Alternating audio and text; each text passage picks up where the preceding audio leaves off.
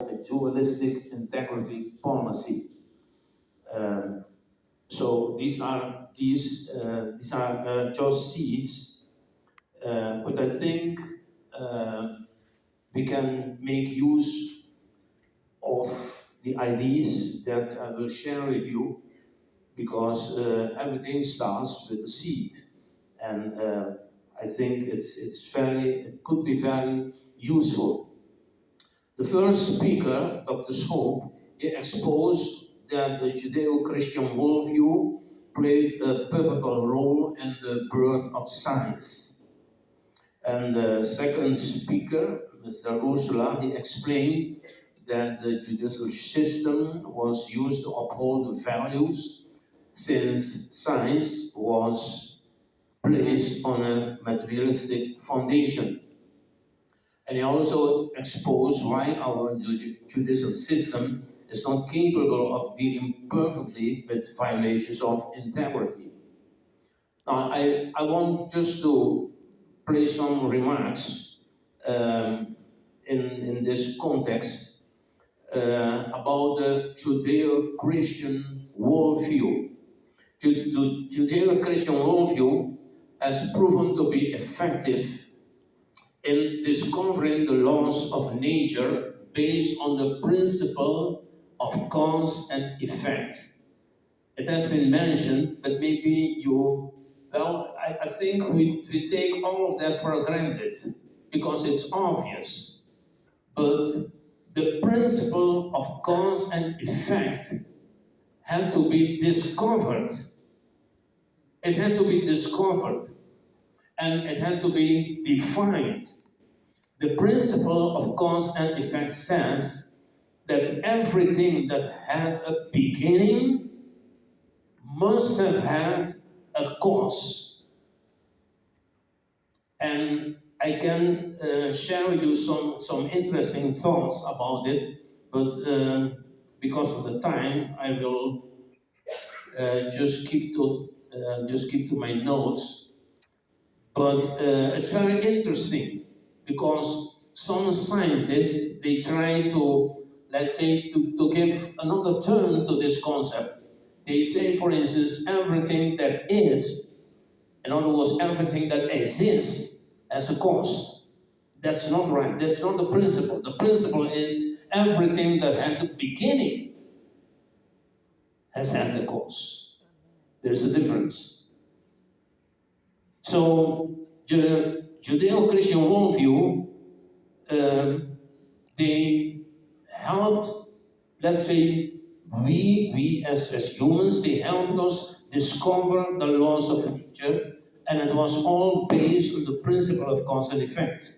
They also helped us with improving the quality of life by founding the social life on Judeo-Christian values. Well, let us be clear on this. We are talking about the Judeo-Christian values. We are not talking about a religion. There is a huge misunderstanding in this. We are not talking about religion. We are talking about pure historical facts. If you don't believe me, just ask ChatGPT or Gemini or DeepSeek or whatever. These are historical facts. It's not a religious standpoint, and history cannot be deleted. The Judeo-Christian worldview is a worldview, it's not a religion.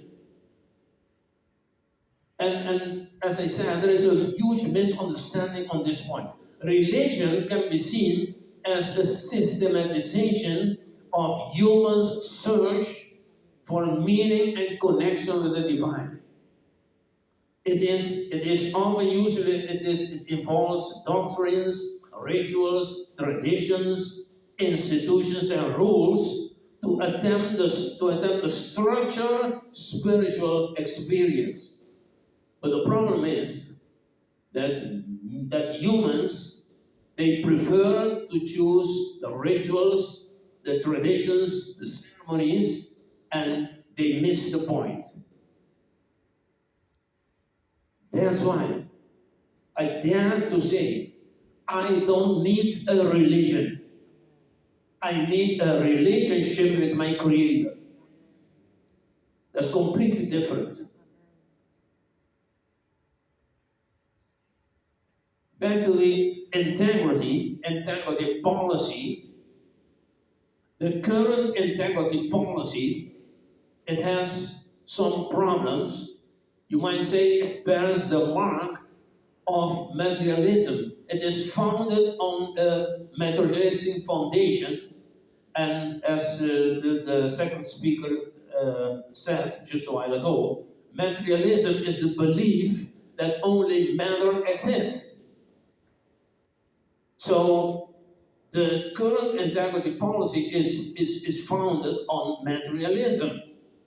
And you can point out some flaws of this system, of this integrity policy. The first flaw that I would like to share with you is that it is focused, the current integrity policy focuses on repression. Repression means I give you the rules, and if you violate the rules, we will imprison you, we will punish you, because it is repressive. But what about prevention? Why don't we set up a system that prevents integrity breaches? The emphasis, the main point is all the way repressive. That's the first flaw.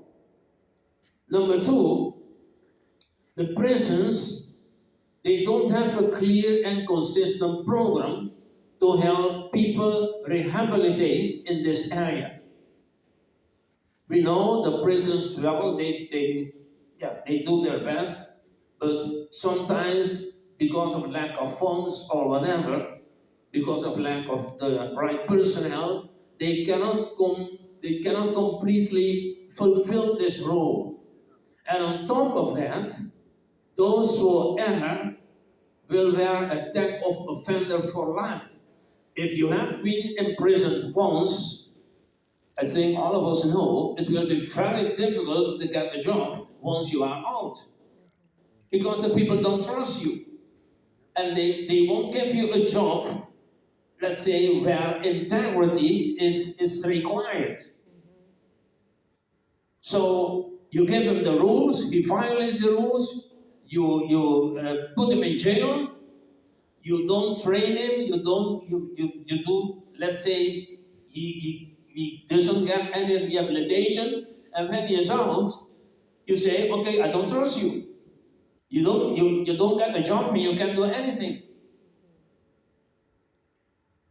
Number three, the current integrity policy doesn't deal with the non-criminalized integrity breaches.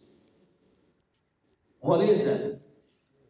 The non-criminalized integrity breaches, these are breaches that are not dealt with in the criminal law. They are not covered by criminal law. They are not addressed. In 2022, our conference, the whole conference, was about that problem.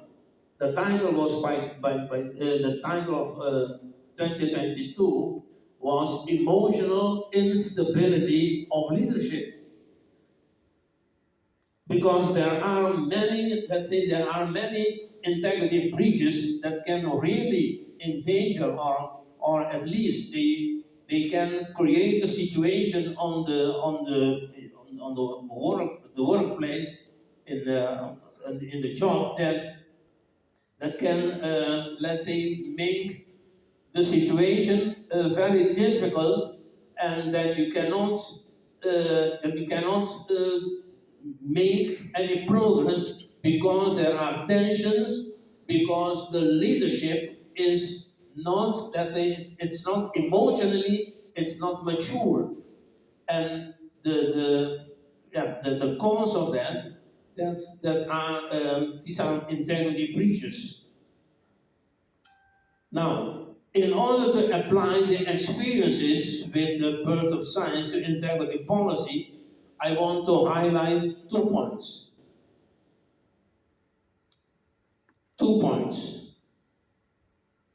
I think we have to introduce a dualistic approach to integrity policy. A dualistic approach means that we believe that not only matter exists, but that there also exist spiritual entities. And the former speaker made mention of this. Because we as humans, we consist of matter, of course. We are flesh, we have bones, we have blood running in our veins. But we have also a spirit. And the problem with our integrity lies not in our bones or in our flesh or in our blood, but it's a matter of our soul, of you might say, of our spirit. These are spiritual problems, and we try to fight them with materialistic weapons. You cannot fight a spiritual problem with a materialistic weapon. I used to make use of an example. In the Middle East, I think there are countries where, well, it is wrong. If you steal, they cut off your hand. But have you ever wondered, can you curb the stealing? Can you curb theft with these kinds of measures? Has it yielded to results, to satisfactory results? Because you can cut off someone, you can cut off the hands, and a few weeks later, maybe he steals again. Then you cut off the other hand. You can go on cutting all his limbs, but the problem itself you haven't touched. Because the problem doesn't lie in the material sphere. It's not his hand or his bones or whatever. The problem lies in his spirit. The problem lies in his soul. So if you want to see results, you must deal with his soul, with where the problem lies. So that's why we say, if you want to make the integrity policy more effective, you must use a dualistic approach. So not only matter, not only, let's say, the materialistic part of every human being, but also the spiritual part. And another point is, if you want to see results, I think you have to apply the same principle of cause and effect, just as we did at the birth of science. So, speaking of cause and effect, the main question is, what is the real cause of integrity breaches? Because if you can pinpoint the cause, then you can work on, let's say, on the effect, the desired effect. What is the real cause? Well, the real cause is just, I can summarize it just in one word. The real cause is selfishness. Selfishness. Every one of us, you take your interest in account, and you put your interest above the interest of someone else. Your interest is important for you. That's our nature. That's the human nature. The main cause is selfishness. And that's why you need dualism. Because selfishness is a spiritual issue. It's not matter, it's not material. It doesn't lie in your body or whatever. It is a spiritual matter. It is a spiritual problem. I don't know if you are aware of this, but nobody is born with a purpose to become a thief or a murderer or a corrupt person. No one is born with that purpose. That means somewhere along the road, something went wrong. Something went wrong and he landed on the path. But he was not born with that as purpose. And that's why the Christian worldview has as its starting point that the person can be restored. A person can be restored. What does that mean? Restore, to restore, the verb consists of two parts. Re means again, and store means to place in its original position.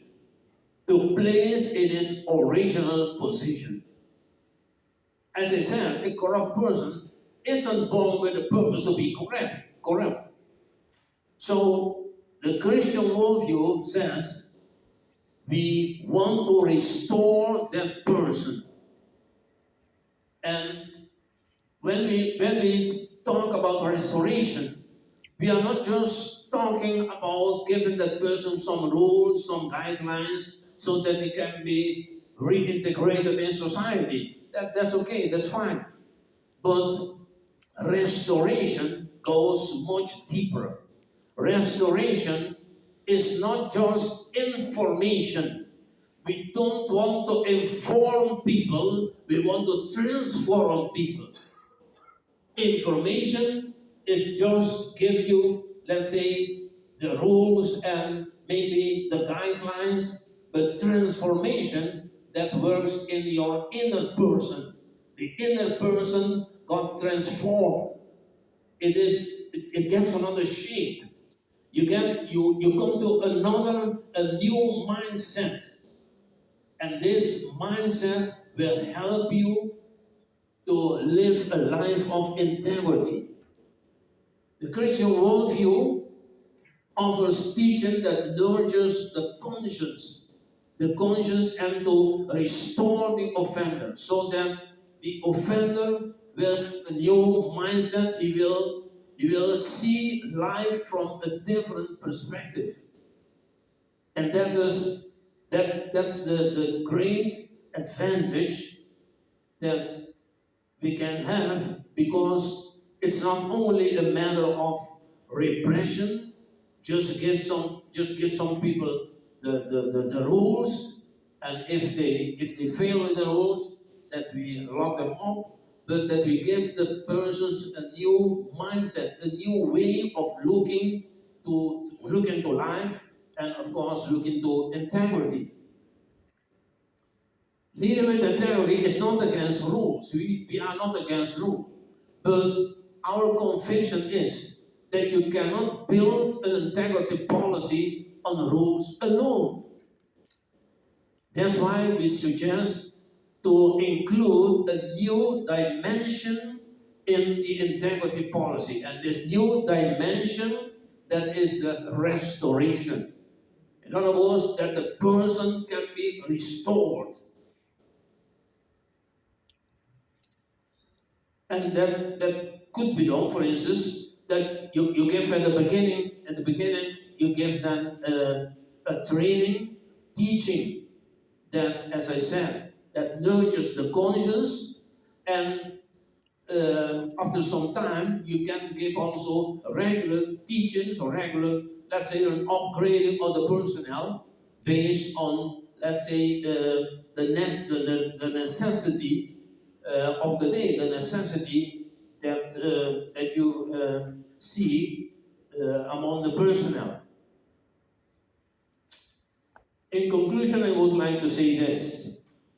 We have been trying to curb integrity breaches for decades with the same instruments, but without tangible results, without the desired results.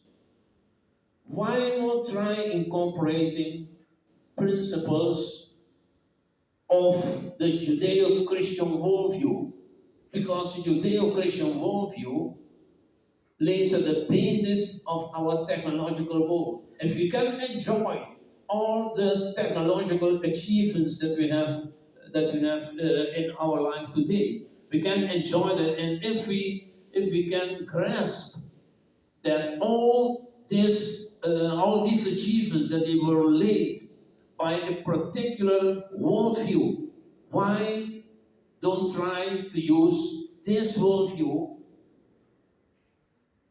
in this case, for implementing a new policy, a new integrity policy, where you will have that not only, let's say, you deal with the material human, but you deal also with the spiritual person, the spiritual dimension, let's say, the spiritual dimension of the person. I think that this this is possible because we have seen that this worldview has yielded results. And if we take this, then you will have that this way of thinking, this way of approach will deliver a different result. And we will see that this has a tremendous impact on the whole integrity policy. We will see that it's not only a matter of rules or what we call the extrinsic integrity, but we will see that the intrinsic integrity, the inner human, the inner being, that will change. That will get a totally new mindset, a totally new approach. I thank you for your attention.